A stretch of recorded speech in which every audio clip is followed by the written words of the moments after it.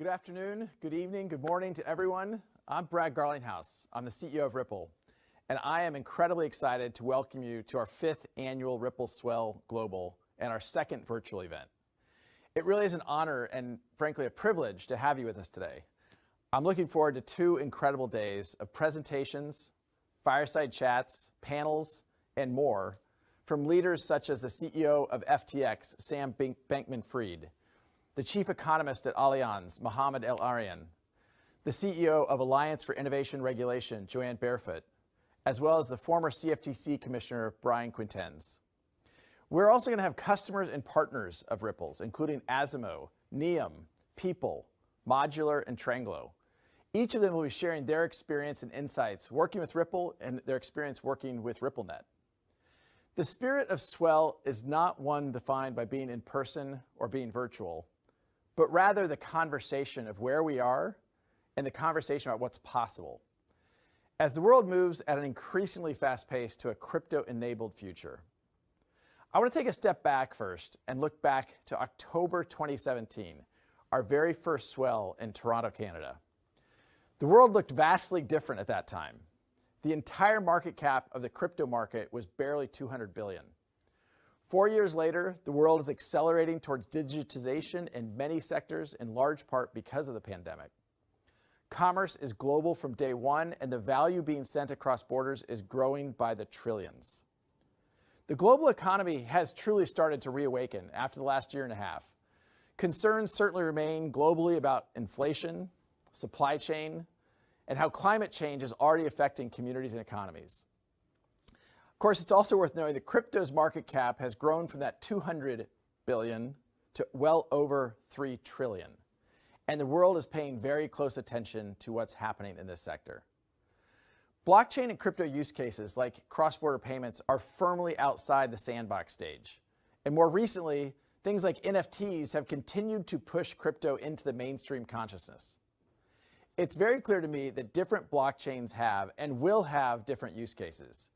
There are going to be a lot of winners at the end of the day. This is and will be a multi-chain world.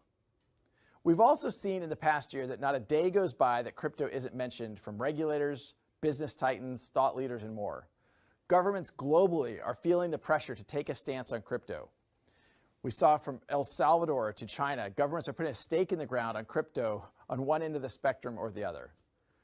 Large or small financial institutions and fintechs, including many of you, our customers, are determining their crypto and blockchain strategy for the long term, with growing awareness of how these technologies can solve pain points in multiple enterprise use cases. Tech giants are among the countless opining on the potential of these technologies on a daily basis. Yet despite all this attention and progress, much of the world still remains unbanked. The good news is that we're seeing more people enter the global economy through access to mobile wallets and crypto. I've said a couple times, and I will during this talk, a couple times about stepping back. There's little doubt about how far we have come, but I'm incredibly excited for the journey ahead.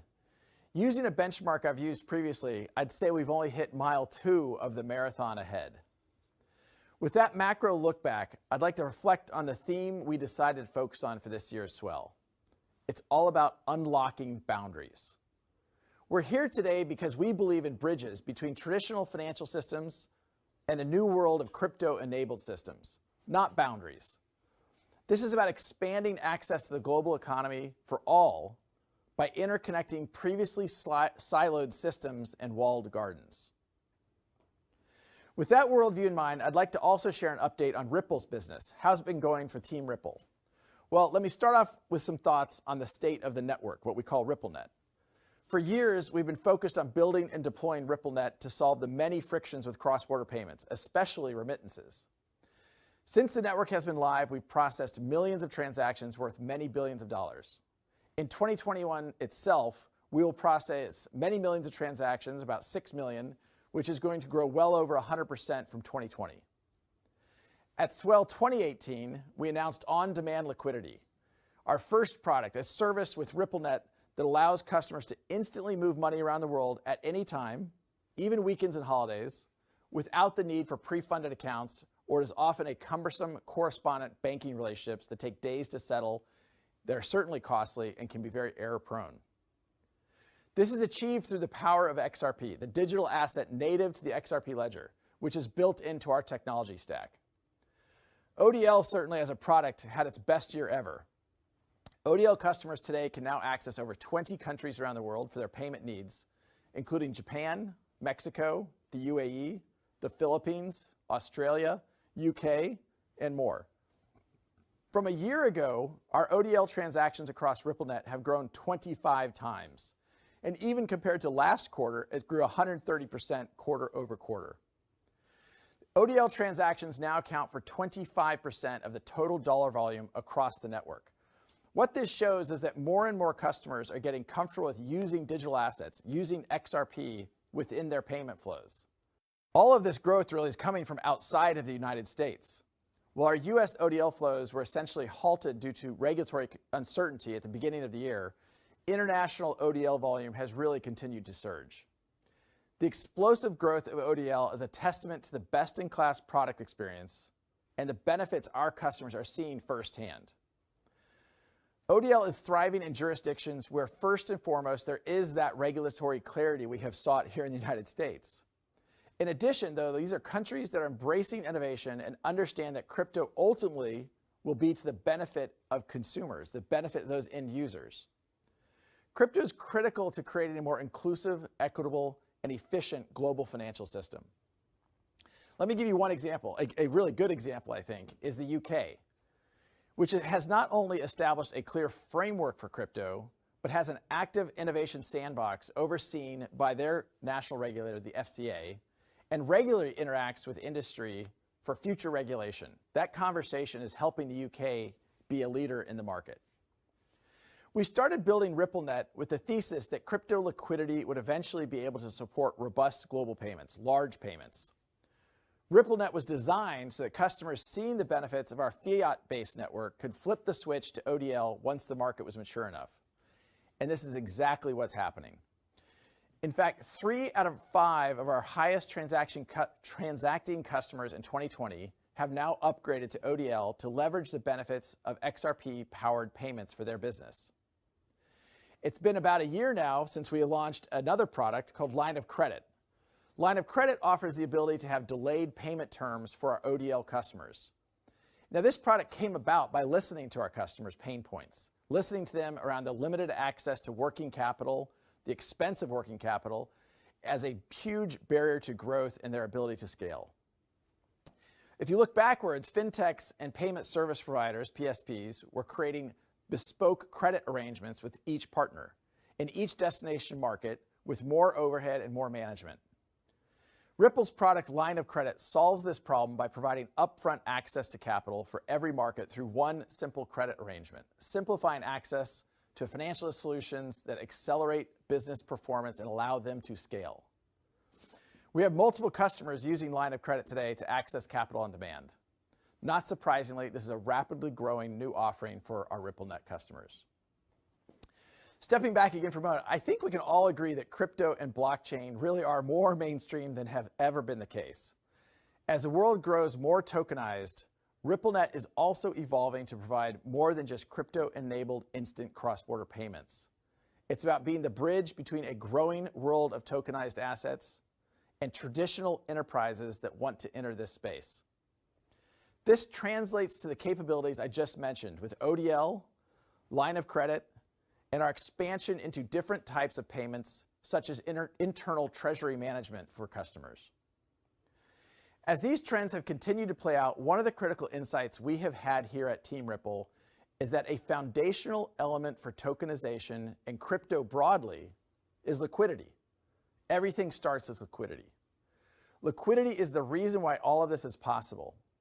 Crypto markets have exploded over the past couple of years, meaning there are levels of liquidity that can support value exchange on a more global scale. We've gone from millions of dollars of liquidity per day to billions of dollars of liquidity per day. And I have little doubt that will continue to grow by orders of magnitude in the years to come.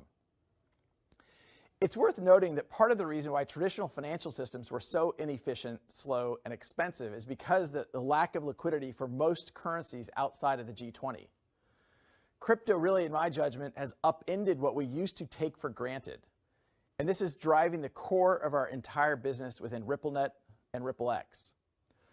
On that note, given this opportunity, it only makes sense for Ripple to bring our expertise to the market and help other partners. I'm incredibly excited to announce today that Ripple is launching a new product called Liquidity Hub. While we are just in alpha product stage right now, this is where the enterprises can easily and efficiently source digital assets from the broader crypto market. We want to offer our customers this ability as they look to offer their end users the ability to buy, sell, hold digital assets at the best prices from a breadth of liquidity venues. The ability to tap into global liquidity pools through smart order routing at the best prices, all via RippleNet's trusted platform, we think will be a game changer for the industry. Ashish Burla, one of the key leaders on Team Ripple, our RippleNet general manager, is going to be sharing more in a special presentation about Liquidity Hub and the ins and outs of Liquidity Hub, so I won't steal too much of his thunder. Suffice it to say, this is a big step in the Ripple evolution to be the bridge between tokenized services and traditional enterprises. With all of that said, RippleNet is not the only business unit making waves at Team Ripple. I'm going to spend a little bit of time talking about what our other business unit, RippleX, has been up to as well. The same way that liquidity is at the core of RippleNet, it is also true for RippleX. RippleX is led by Monica Long as general manager, is expanding the use cases for tokenizing and moving assets globally by contributing code, building tools, programs, and services for developers to build on top of the XRP ledger. This allows businesses, consumers, institutions, and governments to fuel the engine of a new digital economy, providing access to a host of tokenized services like NFTs and CBDCs, central bank digital currencies. The XRP ledger is core to our business, and its inherent characteristics of speed, low cost, scalability, and very importantly, carbon neutrality and security make it perfect for movement of all value.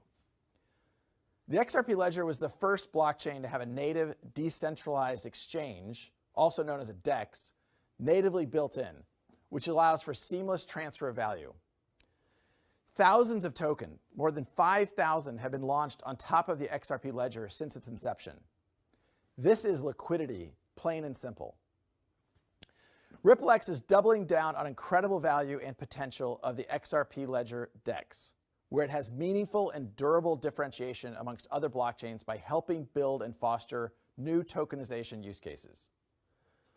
As part of this, and some of you already are probably aware, in September, the RippleX team launched a $250 million creator fund, what we call a creator fund. This provides technical, creative, and financial support for creators, brands, and marketplaces to explore new use cases for NFTs on the XRP ledger. Ripple has teamed up with NFT marketplaces and creative agencies that will integrate with the XRP ledger to deliver a seamless NFT experience for developers and help creators and brand clients create their NFTs. In my judgment, digital art is just the tip of the iceberg for NFTs. We see a world in which they support other use cases such as fractional ownership, carbon credits, property, novel experiences, real estate, and much more. CBDCs also have been a focus area for RippleX. Some of you have been paying close attention. Earlier this year, we launched our private CBDC solution, which leverages a private version of the public open source XRP ledger. Our CBDC solution ensures that central banks have greater control over issuance, management, privacy, and validation that they would get with public blockchains. In September, we announced a pilot project with the Royal Monetary Authority of Bhutan. We're very excited to get going on that. They're turning to blockchain as part of its strategy to enhance digital and cross-border payments, expand financial inclusion efforts that are already underway in their country, and extend its commitment to sustainability as the only carbon negative country in the world. Across both RippleNet and RippleX, we're leaning into the tokenization of everything. I think we took a pragmatic approach early on to work with financial institutions and to work with governments, not against them. Ripple has been building products for years that were first in market for enterprise